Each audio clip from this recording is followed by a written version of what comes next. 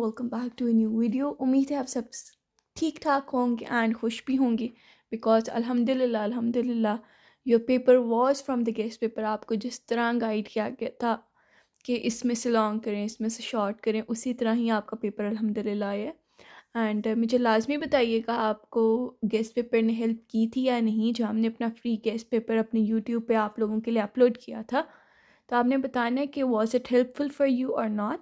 And होगा, अगर आपने तैयारी की है, आई कैन गारंटी कि उसमें से पूरा पूरा भी कह सकते हैं कि पेपर वही था जो आपको बताया गया था।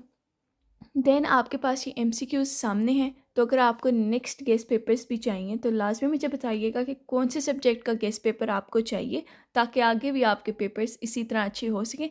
अब आपको पता चलिए कि गेस्ट पेपर से ही आ रही है मेजॉरिटी चीज़ें, मेजॉरिटी से भी ज़्यादा, तो आप लोग वही चीज़ें ज़्यादा अच्छी तरह तैयार कर लें ताकि आपका पेपर ज़्यादा अच्छा हो सके। जितने ज़्यादा मार्क्स अच्छे होंगे उतने ही ज़्यादा आपको इन फ्यूचर फ़ायदा होगा। तो आपके पास एमसीक्यूज़ ये सामने है। सॉल्व प्रोसेस का ऑप्शन डी था, एंड देन जो ब्रॉन्स्टेड एसिड एंड बेस का था वो H2O। फिर आगे आपने एक्सप्रेशन बनाना था, दैट वाज ऑप्शन ए। फिर आपने widely used for welding and cutting materials, ये एसिटिलीन था।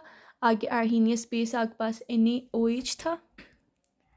देन आपके पास proteins are essential for the formation of protoplasm. फिर आगे आपने लिखना था concentration of reactant and products in dilute solution represents active मास।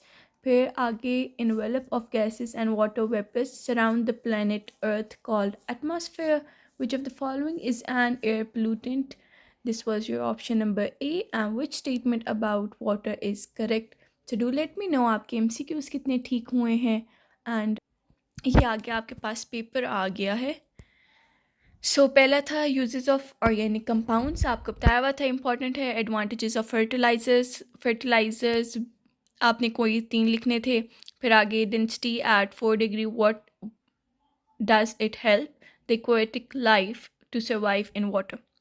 तो ये थोड़ा सा ऐसे लो बेस्ड क्वेश्चंस था, क्योंकि आपको पता है कि आपके एग्ज़ाम्स भी ऐसे लो बेस्ड होंगे। तो ये आपके टॉपिक के अंदर सही है, बट थोड़ा सा घुमाया गया है। एक्वेटिक लाइफ के बारे में आपने लिखना था कि उसका मैक्सिमम डेंसिटी, वो किस तरह एक्वेटिक लाइफ को विंटर्स में हेल्प करती है। एनी हाउ आगे आपके पास यूजेस ऑफ लिपिड्स इंपॉर्टेंट में बताया था। ग्लोबल वार्मिंग तो वेरी इंपॉर्टेंट शॉर्ट था। होमोलोगस सीरीज, एंड फिर आगे आ जाते हैं लिविस एसिड बेस। ये तो आपको बताए थे 3 कंसेप्ट आपने लाजमी करने, और जिस तरह करने मैंने वो भी आपको समझा दिया था। आगे carbon monoxide gas produced what is, ये भी आपके अंदर से ही आया है। आयोपिक नेम्स लिखने थे। फिर आगे आपने बताना था कि सोल्यूशन एसिड है, बेसिक है, न्यूट्रल है। तो इधर अगर आप कंफ्यूज हो रहे हैं तो ये आपका पीएच स्केल अगर आपने तैयार किया हुआ था कि पीएच 7 से ऊपर एसिड होता है, बेस होता है, तो अगर आपने ये तैयार किया हुआ था तो ये उसमें से था। State necessary conditions for equilibrium, chemical equilibrium, तो ये उसमें से आ गए। Urea very important. लॉन्ग आपको बताया था कि अगर आप लॉन्ग करेंगे आपका शॉर्ट प्लस लॉन्ग दोनों कवर हो जाएंगे। देन आगे आ जाता है आप फंक्शनल ग्रुप आइडेंटिफाई करें। देखें जिस तरह आपको बताया था उसी तरह है। आगे फॉरवर्ड एंड रिवर्स रिएक्शन के आपने बताने का कौन सा फॉरवर्ड है कौन सा रिवर्स। देन आपने बता देना था इक्विलिब्रियम कांस्टेंट, उसके यूनिट्स लिख देने थे।